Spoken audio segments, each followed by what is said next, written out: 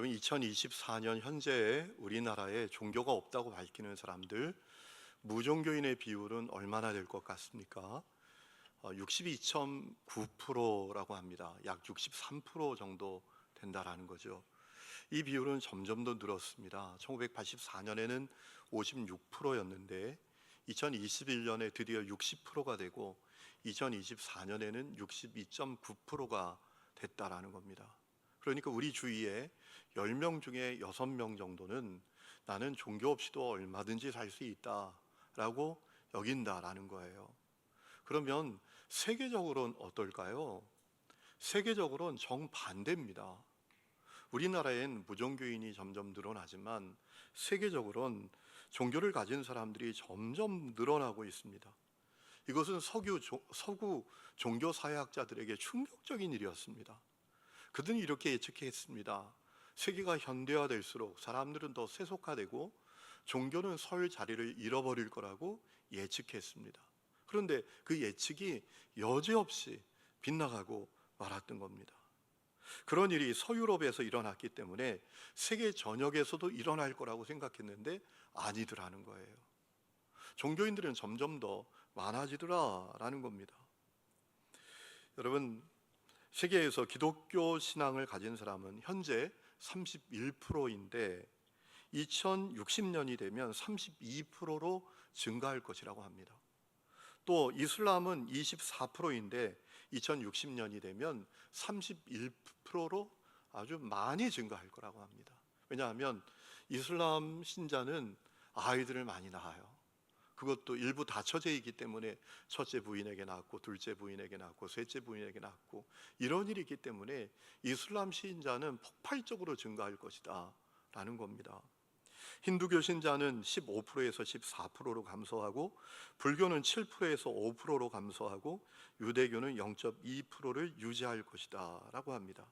그래서 2060년이 되면 자기가 무종교인이라고 밝히는 사람들이 현재는 전 세계적으로 16%인데 2060년이 되면 13%로 줄어들 거다라고 해요. 여러분, 그럼 왜 그런 일이 벌어질까요? 세계적으로 왜 종교인들이 점점 더 많아질까요? 중요한 두 가지 이유가 있다라고 해요. 첫 번째는 종교를 가진 사람들이 종교를 갖지 않은 사람들보다 출산율이 훨씬 높다라는 거예요. 여러분, 우리나라만 해도 그래요. 교회 안에 있는 젊은 세대가 교회 밖에 있는 젊은 세대들보다 아이를 더 많이 낳는다는 통계가 있어요.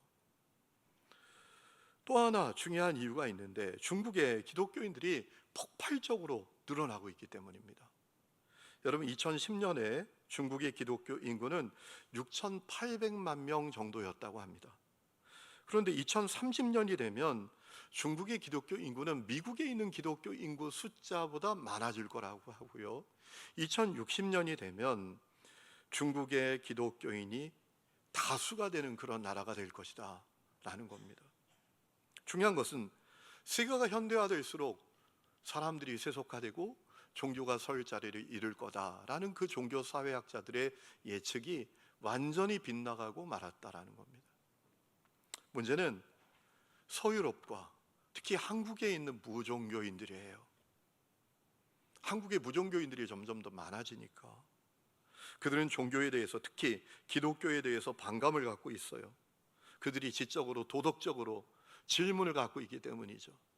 그들이 이런 질문을 갖고 있지 않습니까? 믿는 사람들이 더 나빠. 또 왜 진리는 하나밖에 없다고 해? 어떻게 성경을 문자 그대로 믿어야 돼? 어떻게 성경을 그렇게 비과학적이고 비윤리적이고, 또 성경은 왜 그렇게 여성을 차별하고 동성애를 혐오하고 하나님이 사랑의 하나님이라 하면서 사람들을 지옥에 보내고, 이런 도덕적인 지식적인 질문이 그들에게 있기 때문에 무종교인들이 늘어나고 있는 거예요. 아마 세상에 있는 불신자들뿐만 아니라 교회 안에 있는 사람들 가운데에도 교회 안에 머물러 있지만 그런 질문을 갖고 있는 사람들이 있을지 모르겠어요. 그래서 그런 회의를 갖고 있는 사람들이 있을지 모르겠어요. 신앙생활 그만해야 되는 거 아니야? 신앙 가지고 있지 않아도 얼마든지 살 수 있는 거 아니야? 이런 마음을 가지고 있는 분들이 아마 교회에도 많을 거라고 저는 압니다. 여러분, 하나님은 그럼에도 불구하고 그들 모두를 사랑하십니다. 그들 모두가 구원받기를 기다리고 계십니다. 지금도 문 밖에서 그들의 마음의 문을 두드리면서 그 마음의 문을 열고 주님께 나오기를 원하고 계십니다. 자기의 생각과 한계와 지식과 경험을 넘어선 진리가 있는 것을 알고 구원받기를 원하고 계세요. 디모데전서 2장 4절에 말씀하셨죠. 하나님 모든 사람이 구원을 받으며 진리를 아는 데 이르기를 원하신다 라고 하셨잖아요. 그렇기 때문에 오늘부터 이제 교회 안에 있는 그들과 교회 밖에 있는 그들이 갖고 있는 그 지적으로 도덕적으로 가진 질문에 좀 대답해 보고자 질문에 답하다라는 주제로 말씀을 전하고자 합니다. 여러분 모두에게, 그리고 이 말씀을 공유함으로 여러분 주위에 있는 불신자들에게 큰 유익이 되는 역사가 있기를 주의 이름으로 축원합니다. 자, 서두에 말씀드렸듯이 우리나라 무종교인이 그 비율이 60%가 넘었지 않습니까? 63% 정도 돼요. 여러분, 그래서 이제 우리나라 각 분야에, 특히 문화 속에 종교, 특히 기독교를 폄하하고 희화화하는 그런 일들이 넘쳐나고 있습니다. 제가 잘 아는 변호사님이 한 분 계신데 이분이 화가 나서 자기 페북에 글을 하나 쓰셨더라고요. 그 글 내용이 뭐냐 하면, 요즘 땡플리스라는 그 채널에 돌땡이라는 드라마가 유행인가 봐요. 인기를 끌고 있나 봐요. 386 운동권들이 그 정치 권력을 갖기 위해서 암투를 벌이는 내용의 드라마라고 하더라고요. 문제는 드라마에 나오는 나쁜 놈들이 말끝마다 맥락도 없이 예수님과 성경 말씀을 들먹거리면서 자기를 합리화한다라는 거예요. 그래서 이분이 화가 나가지고 이게 뭐냐고 도대체 페북에 올렸어요. 여러분, 그런 현상을 가리켜서 우리는 문화 전쟁이라고 합니다. 사단이 문화 속에 침투하여 하나님을 대적하고 사람들이 복음을 만나지 못하도록 역사하고 있는 것이죠.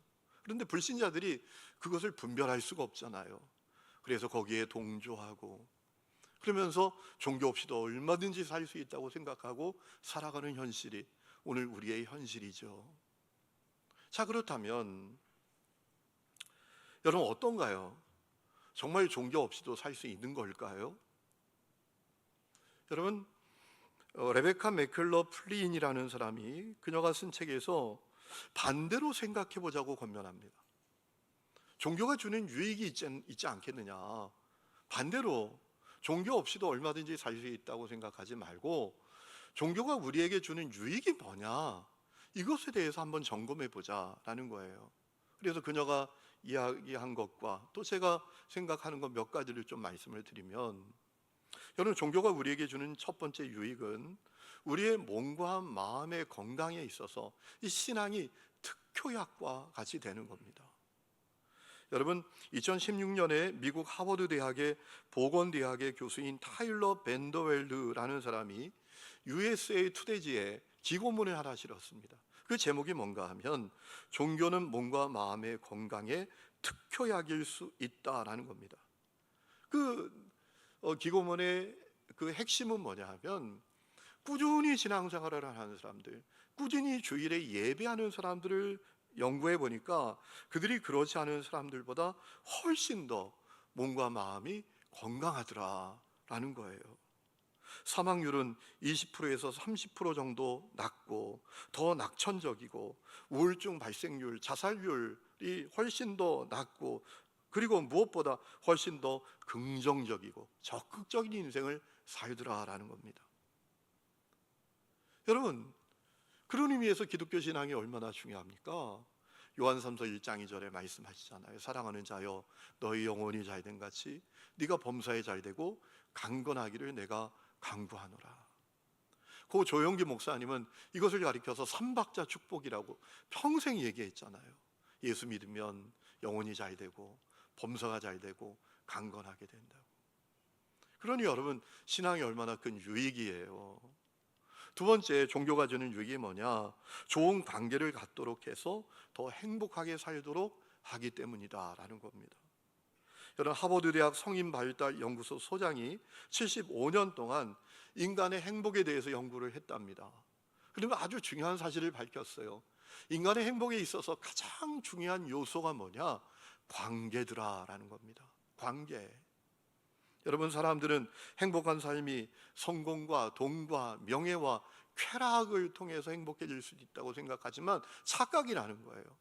그것이 사람에게 근본적으로 행복을 가져다 주지 못한다라는 겁니다. 인간이 가장 행복하게 될 수 있는 요인 가운데 가장 핵심은 뭐냐 하면 관계더라라는 거죠. 그런 의미에서 기독교 신앙은 너무나 중요하죠. 왜냐하면 기독교 신앙의 핵심은 어떤 의식을 행하는 것, 어떤 종교 행위를 하는 것이 아니라 주님과의 관계에 초점이 맞춰져 있잖아요. 우리 예수님께서 요한복음 15장 5절에 말씀하시지 않았습니까? 나는 포도나무여 너희는 가지라. 그가 내 안에 내가 그 안에 거하면. 주님께서 우리와 친밀한 관계를 누리기를 원하신다라는 겁니다. 그러면 열매를 많이 맺나니 나를 떠나서는 너희가 아무것도 할 수 없습니다라고 했어요. 여러분, 우리가 기독교 신앙을 갖는다는 것은 주님과 친밀한 관계를 누리는 거예요. 여러분, 그래서 상황을 넘어서는 일이 생기죠. 행복뿐만 아니라. 여러분, 저 북한의 정치봉 수용소에 갇혀 있는 크리스찬들이 있어요. 독방에 갇혀 있어요. 아무런 관계가 없어요. 관계가 완전히 단절되어 있죠. 모든 관계가 차단되어 있죠. 그래도 그들은 그 독방 속에서 행복을 누리고 있잖아요. 세 번째로는 주는 삶을 통해서 행복한 삶을 누리도록 한다라는 겁니다.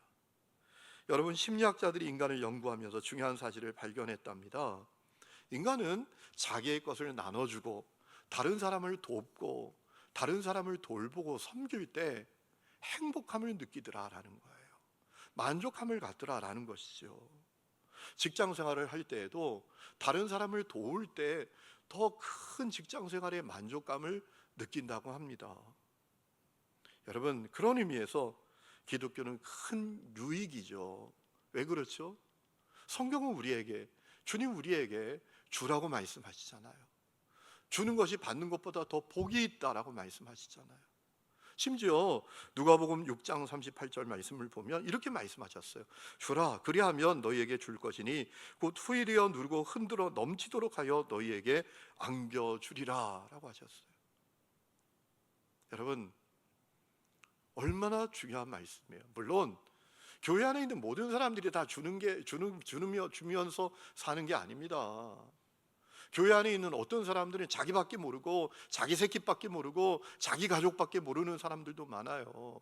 그냥 움켜쥐고 자기만을 위해서 사는 사람들이 많아요. 그저 주변에 어려운 형제 자매들이 있는데 명품 그저 들고 다니면서 그거 자랑하기에 여념이 없는 엉터리 같은 그리스도인들도 교회 안에 머물러 있죠. 그러나 성경의 기본적인 가르침은 주라는 거예요. 왜 그렇죠? 여러분, 줄 때 행복해지는 것을 주님이 아셨던 거예요. 줄 때 우리의 마음이 기뻐지는 것을 주님이 아셨던 거죠. 여러분, 자본주의에서 살아가는 사람들은 부자가 되려고 하는 욕망에 끊임없이 노출되지 않습니까? 왜냐하면 돈이 모든 것을 가능하게 한다. 돈으로 못할 것이 없다. 돈이 너의 인생을 행복하게 한다. 라는 그 자본주의의 유혹, 그 자본주의 배후에 있는 만몬의 영의 유혹에 끊임없이 노출되기 때문이죠. 그런데 문제는 돈을 그렇게 가져도 행복하지 않아요.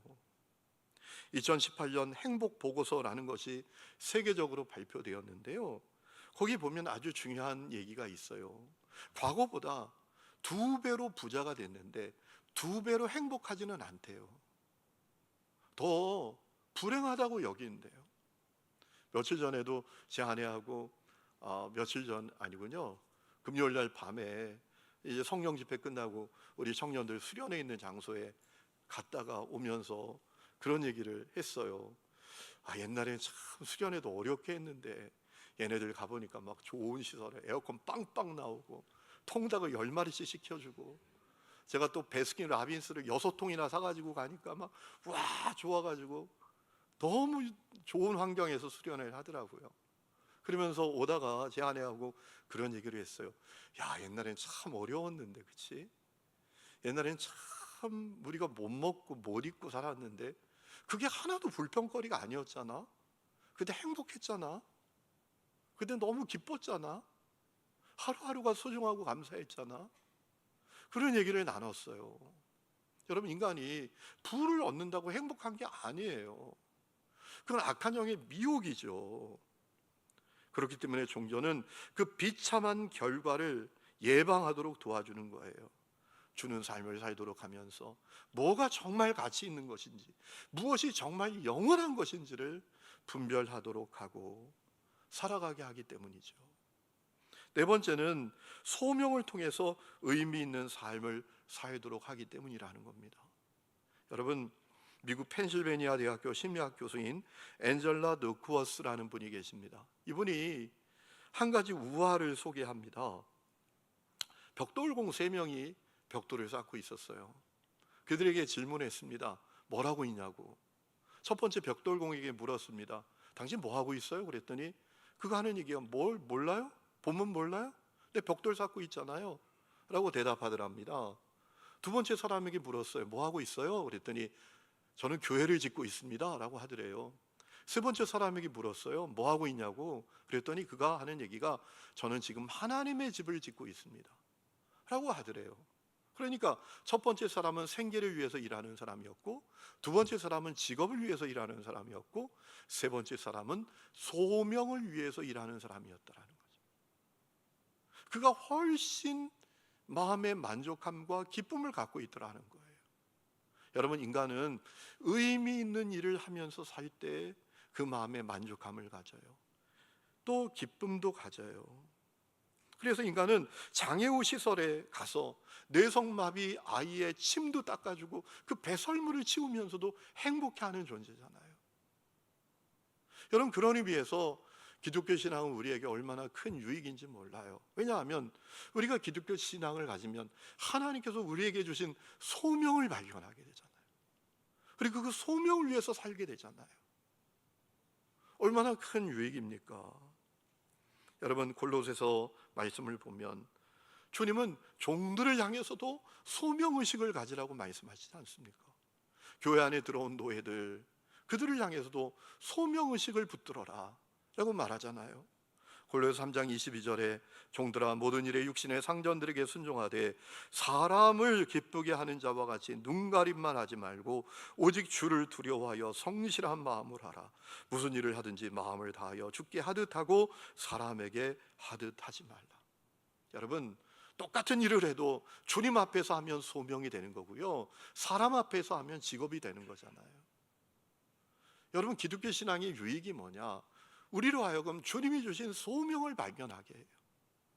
그래서 우리 마음에 만족함을 주고 행복을 주기 때문에 이 신앙은 반드시 필요하죠. 다섯 번째는 고난 속에서도 감사하고 만족하고 자족하고, 그리고 그 고난을 넘어서 살도록 하기 때문이지 않습니까? 여러분, 인간에게 끊임없이 어려움이 찾아오잖아요. 우리에게 한 고비 큰 문제가 찾아왔어요. 그 고비를 넘었어요. 휴 하고 야 이제 살았다 하면 여러분, 문제가 끝나나요? 또 문제가 찾아와요. 또 어려움이 찾아와요. 우리 인생 속에 끊임없이 고난의 폭풍, 이제 문제의 비바람이 몰아쳐 옵니다. 그것이 우리의 현실 아닙니까? 뿐만 아니라 우리가 정말 이해할 수 없는 불합리한 그런 현실을 끊임없이 마주하죠. 여러분, 그렇기 때문에 우리가 기독교 신앙을 갖는 것은 대단히 중요합니다. 왜냐하면 고난을 다르게 해석하고 그럼에도 불구하고 감사하고 자족하고 기꺼이 그 고난을 넘어서도록 하기 때문 아닙니까?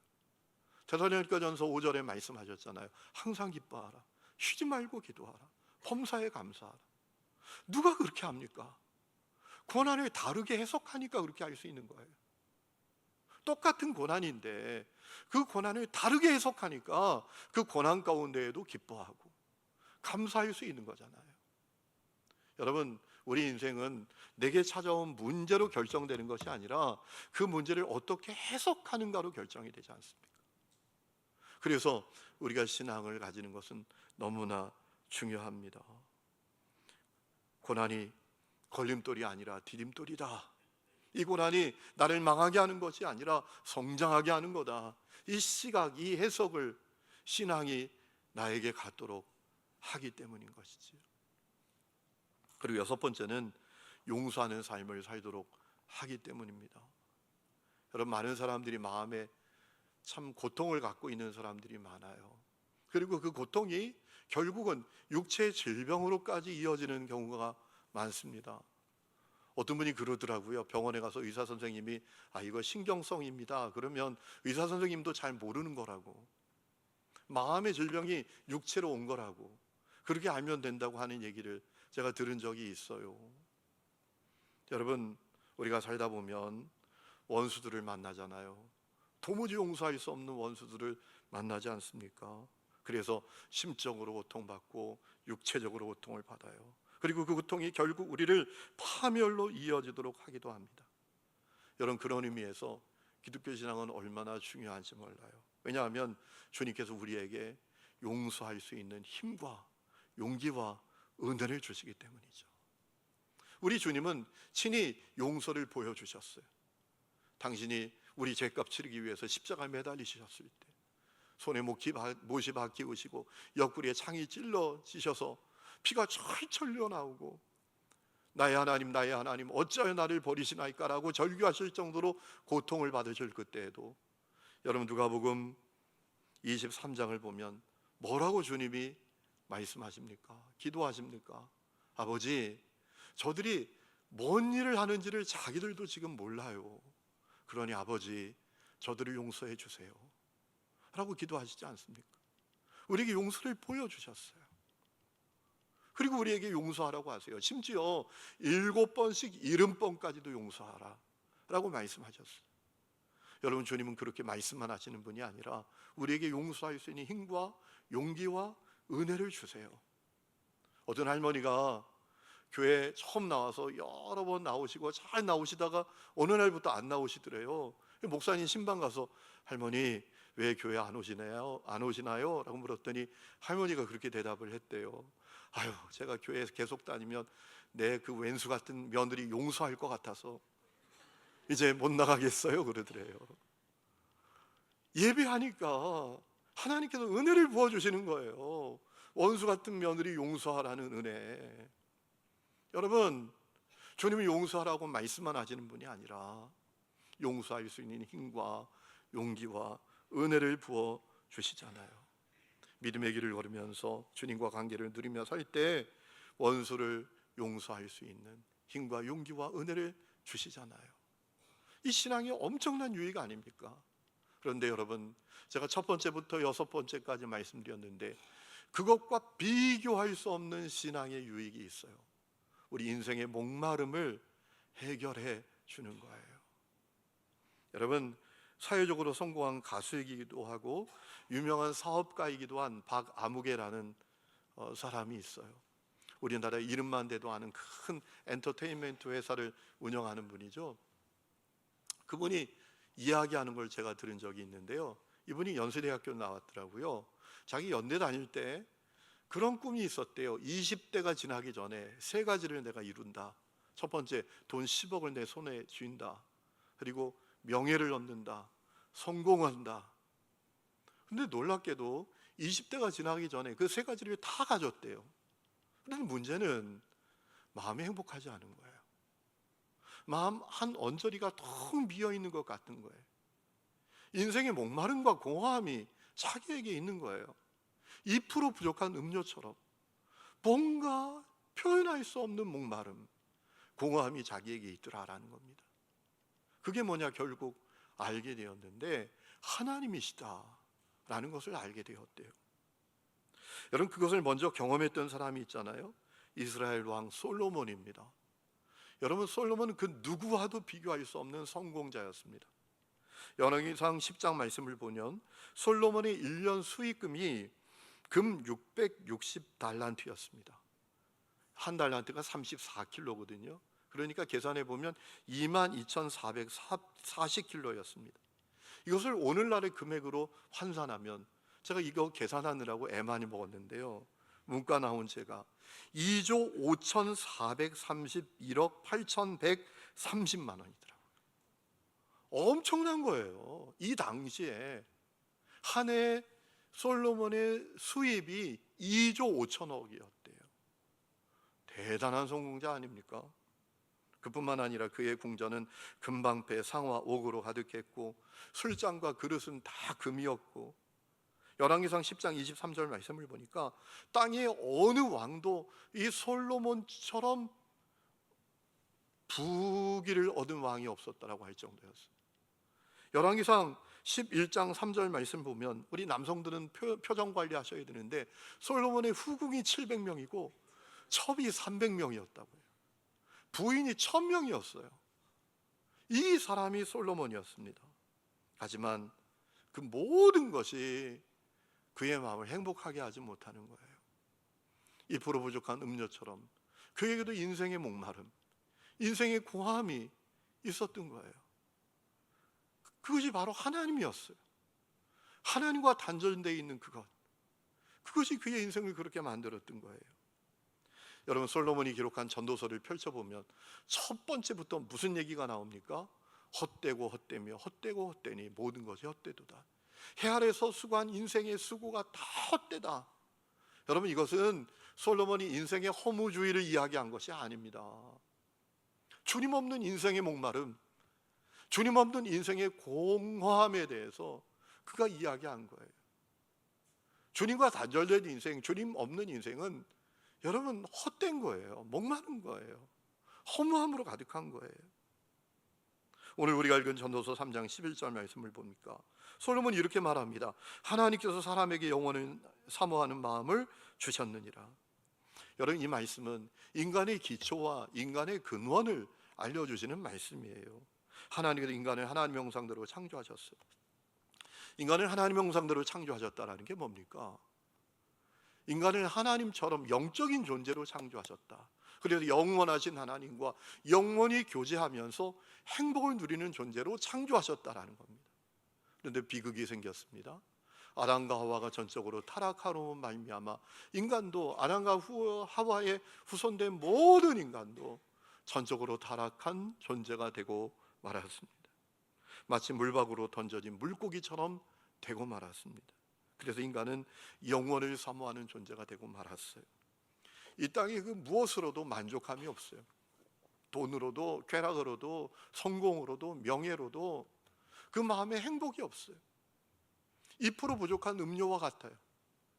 끊임없이 목마르고 끊임없이 인생이 공허합니다. 끊임없이 하나님을 목말라 하는 그런 존재가 되고 말았다라는 거죠. 여러분, 앞에서 우리나라 무종교인이 63%라고 말씀을 드렸잖아요. 지앤컴 리서치라는 단체에서 그 무종교인들에게 물어봤어요. 뭐라고 물어봤는가 하면, 당신은 초월적인 존재를 인정합니까? 라고 물었더니 여러분, 그 무종교인들 가운데 38.4%, 40% 가까이 되는 사람들이 그렇다라고 대답을 했다라는 거예요. 20대하고 30대는 더 놀라워요. 여기 부모 세대들 잘 들으셔야 돼요. 우리 청년 담당 목사님도 잘 들으셔야 돼요.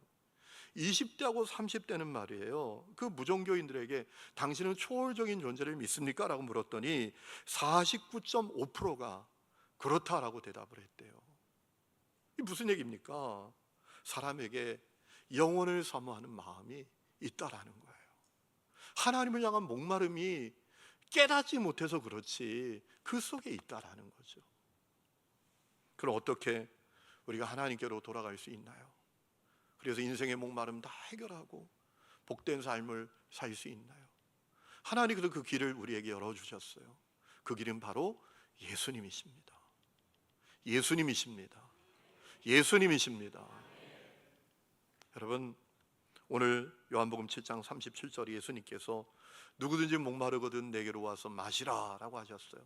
주목해 봐야 될 것은 37절 맨 앞에 명절 끝날에 라고 하셨어요. 명절이 이 말씀하신 것이 중요해요.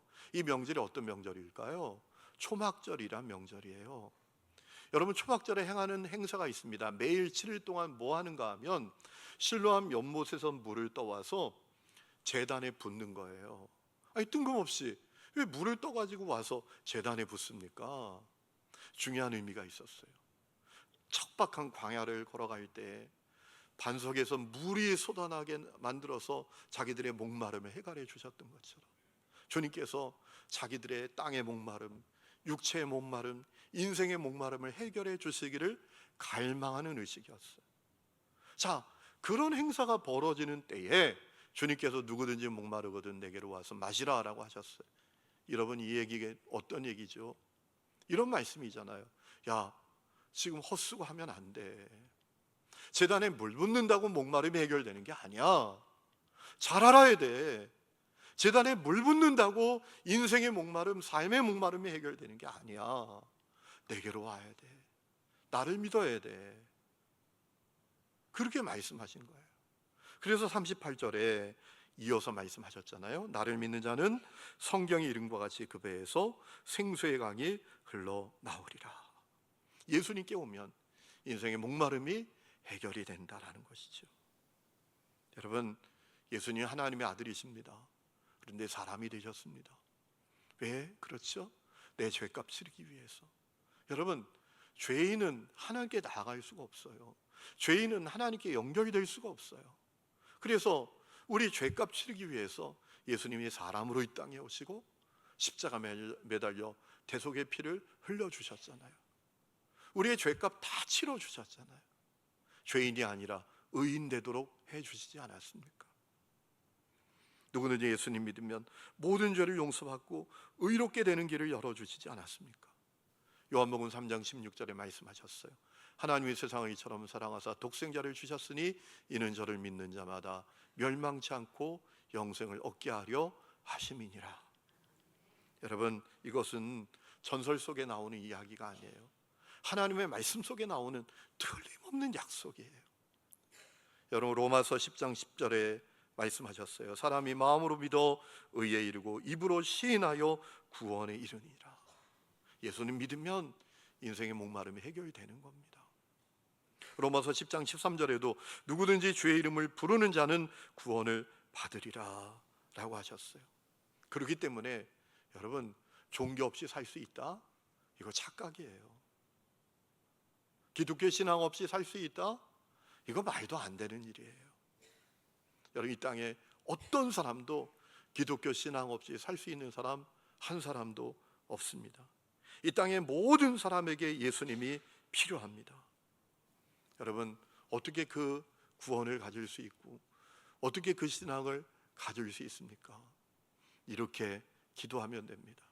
우리 눈을 감고 두 손 모으고 한번 저를 따라서 기도해 보실까요?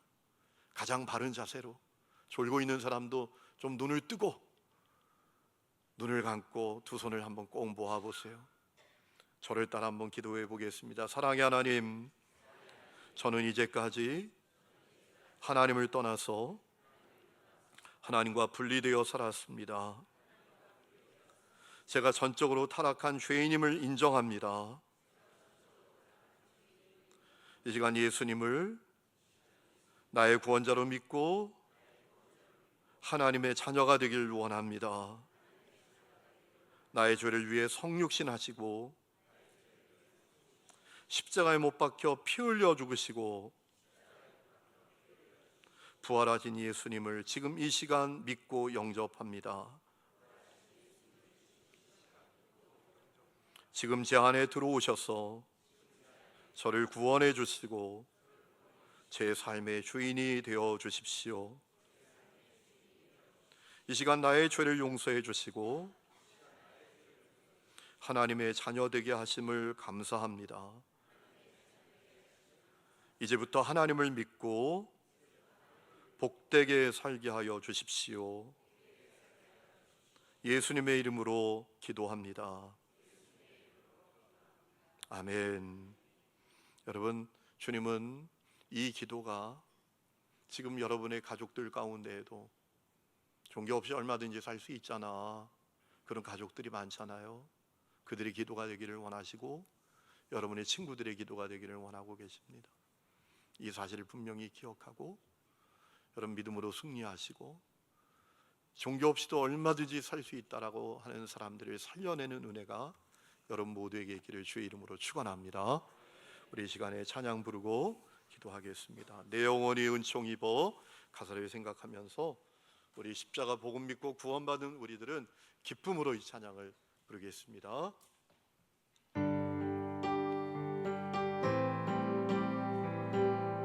박수하면서 부를까요?